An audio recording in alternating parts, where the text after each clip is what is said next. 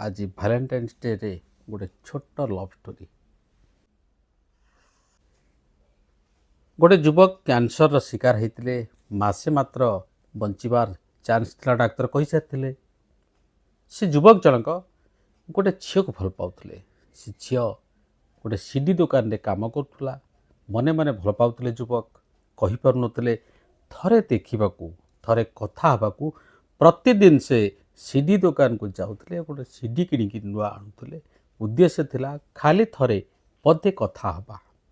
सब सीडी से आणुले प्रत्येक दिन जाऊे एमती मसे भितर से युवकर मृत्यु घटीगला मरीगले से कैंसर रे तापर आ दुकान गलेनी एक जान ना झीटी झीटी दिने ठिकना खोजी खोजी युवक घरे पहुँचला माँ कहले पुओ मोर कैंसर रे चलीगला झीटी भो भो ही कांदी उठिला कहला मत बेडरूम को नहीं जाए माँ बेडरूम को नहीं गले झीटी देखिला प्रत्येक टी सीडी जहाँ से पुओ जनक ताठू किणी सब सेमती थुआई गोटे भी पैकेट रु खोला हुई झील जनक आहुरी कांदिला कहीं जानती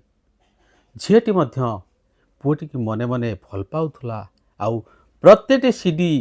जहाँ से पुओटी किणिकी आनी झीठू से सबुथ से गोटे गोटे लव लेटर लिखिला